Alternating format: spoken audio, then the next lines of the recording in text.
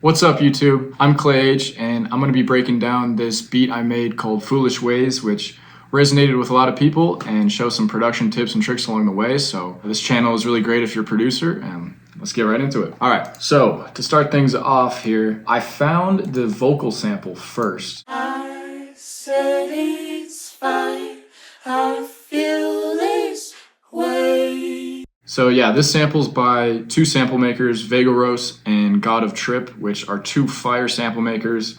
Vegaros actually edits some of my videos on my Instagram, so definitely give him a follow. He's great at what he does. So yeah, I knew I wanted to use that, and my dad was actually with me when I found it, and we collaborate a lot. He likes to play guitar, totally different genres, but I forced him to do hip hop stuff. And pop stuff. So first thing we did was find the music, and once we knew the chords we wanted, we recorded this.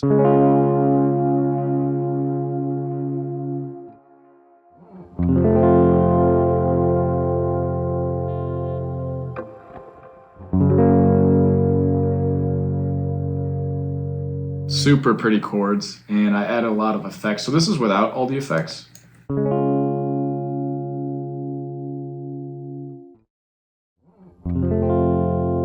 Still super pretty, so I'm doing some compression here, and then I really love RC20 retro color for guitar sounds. I just have a preset here, and I edited a little bit and some delay on it.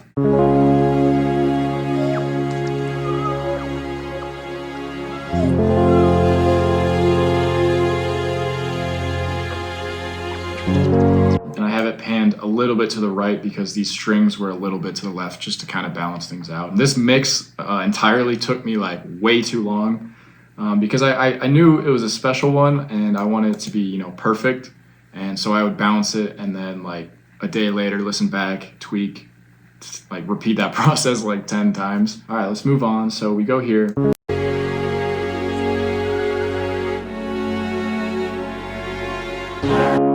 So the guitar, kind of when the vocal comes in, I filtered it a little bit just so it would make room for the vocal that comes in here.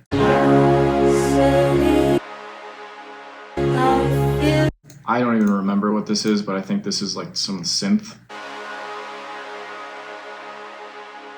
But yeah, the next thing I added was this synth bass.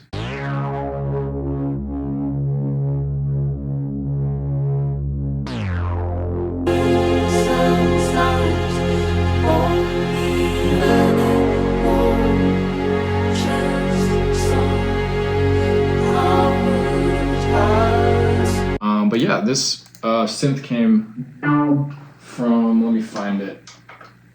So it came from this synth right here. This is an Oberheim synth. And that was the preset, and then I just added some distortion.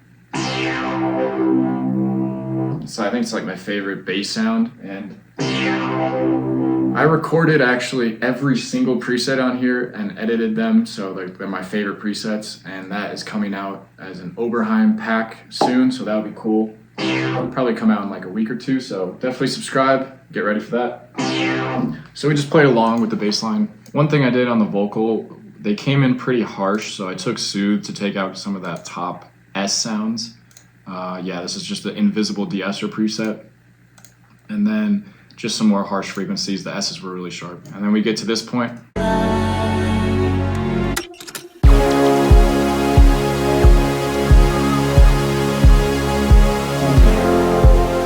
And this is, I think, where like the most emotion comes in. So we got these synths like that I panned way left and right.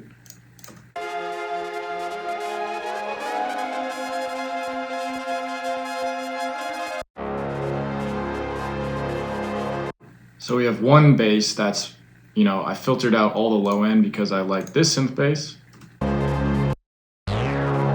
So the bass is like, you know, there's two basses, synths on the side, we got this texture.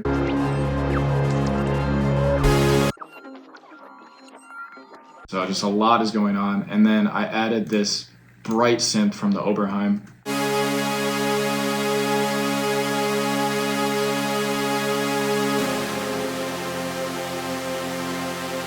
This is my favorite reverb. I'm using the Bright Hole, And I'm using tremolo actually to kind of make it move side to side. This is like the main synth, and so it's like centered, but I also don't want it just to stay in the center on top of the bass, so it's kind of moving. I always like to have my top end wider than my low end. And then we'll get into the drums, but this is just side chaining. Let me find that preset really quick. Right here. So this is what the original preset sounds like, and then I edited it so it's like this.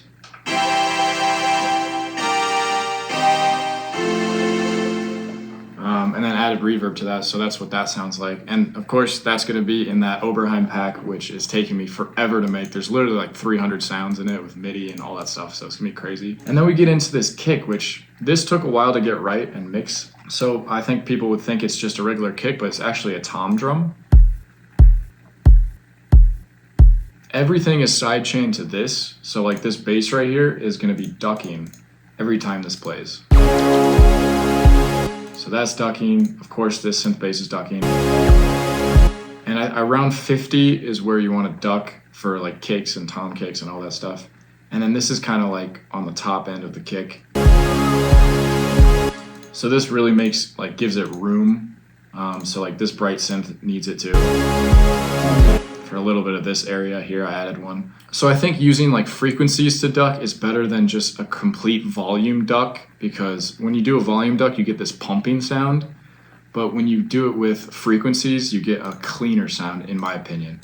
And of course, mixing, I think all this stuff is, mixing is kind of an art form, so there's no right or wrong. So take everything with a grain of salt, but some of these tricks are my go-to and I use a lot. So, all right, we're getting to here.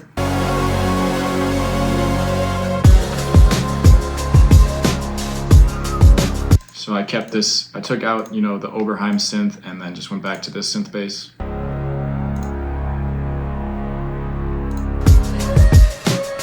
And then this is the vocal from the sample. Added some reverb. And one thing I do is I use ChatGPT to give me like the exact reverb decay time with my tempo of the song. This was what it was for 90. And so I use that.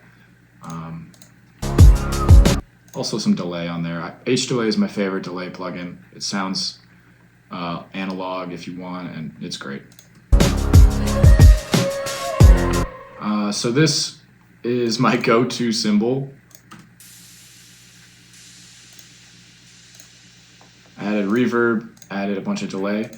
This is from my original pack, Cinematics drum kit. I use it literally in every single beat with these effect sounds, so that'll be linked below. Everything I'm talking about will be linked below. And then we got this guitar, which took forever to get right.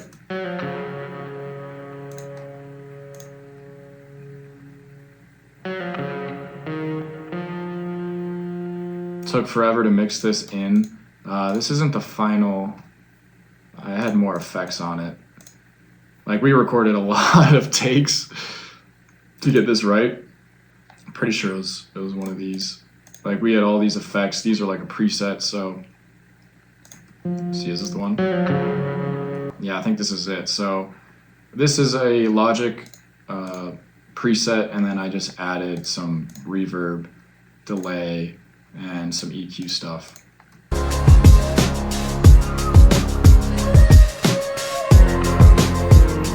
And then we get to the drums. So these are the drums. So these are a mix of drum sounds that I've collected over the years. Like the snare is really nice.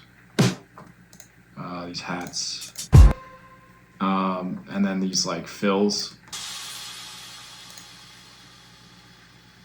So basically my strategy for mixing the drums in is once I, put all the drums in, I solo the kick, and then I find the frequencies on which it's peaking at. Then I carve it out here.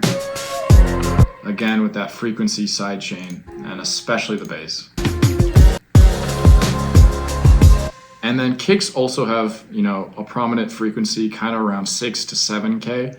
So sometimes ducking that on top is really good too to make it really punch. Like this kick does. All right, so now we got this other guitar. This is the response guitar. For doing melodies, I always think call and response is like the most catchy, so these are the guitars together.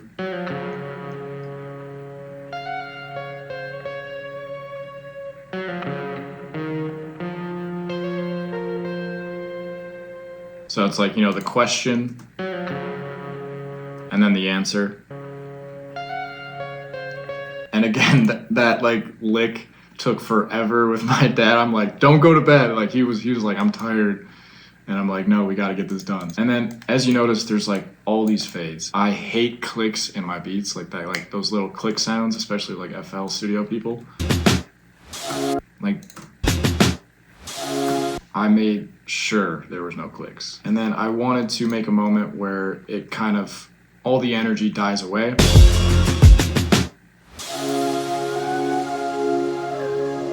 Bring back the pad, new vocal here. And then going back to this bass here, which I just love this bass sound. Going to the drums, and then this is, I think, my favorite moment. Here, there's a click here, so if you're thinking like, why is there a pause there? There's a click, I took it out.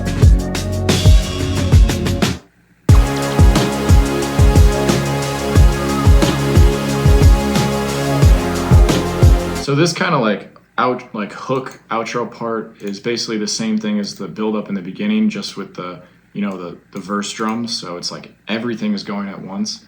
And I always think of when I'm doing these big moments or these big drops, that tension and release is the most important. And I think this whole beat in general is all about tension and release. Like for example, here we're building a lot of tension with this kick. Just building, and then the release with like these crashes. But to really emphasize it is putting these like mutes right before, just like right before.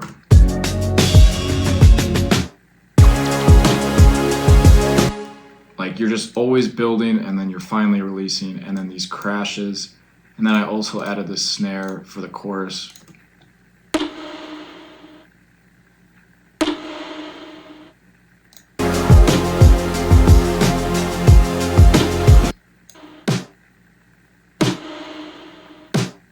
Super subtle stuff, like you probably didn't even notice it, but it just makes it feel bigger because I wanted to emphasize this. And this is actually, I think, tuned to the note of the bass. So it's tuned right and it works.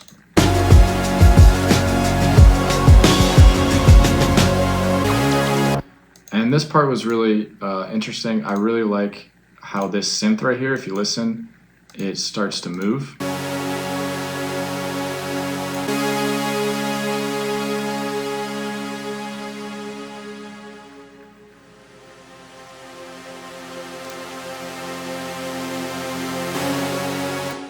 Just adds a little more movement for this kind of outro part where I take out all the drums.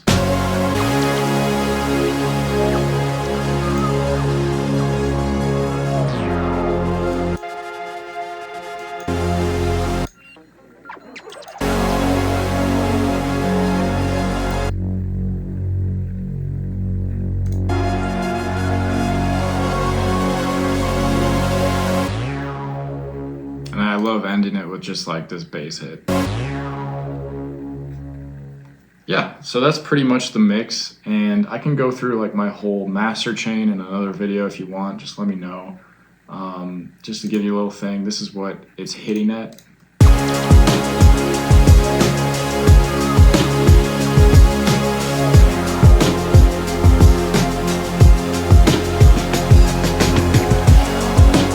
So a few quick pointers. I never go over -3 gain reduction on the final limiter. And I always aim for -9 to -10 on the biggest moments. I feel like pushing over that, it just sounds bad. And then these are all the settings for this. You can pause. So yeah, that's pretty much it. And one of the weird things about this one is I got multiple messages. Like I got a few comments where it's like, this song reminds me of my dad. And I got this DM that was like, hey, can you put this on Spotify? My dad's going through cancer and I just want to listen to this on Spotify. And the weirdest part is like I totally made this song with my dad. So music like always amazes me, and I think there's science that we don't know about frequencies and stuff. And so yeah, this one's really special to me. I'm never gonna tweak the mix ever again. I think this is how it's gonna be. And if you want to purchase a lease for it, link is in description. And all these sounds are in my kits, and I'm working on some crazy stuff. If you're a producer, definitely subscribe to this channel. I'm gonna be posting a ton 2026. And thanks for watching. Peace.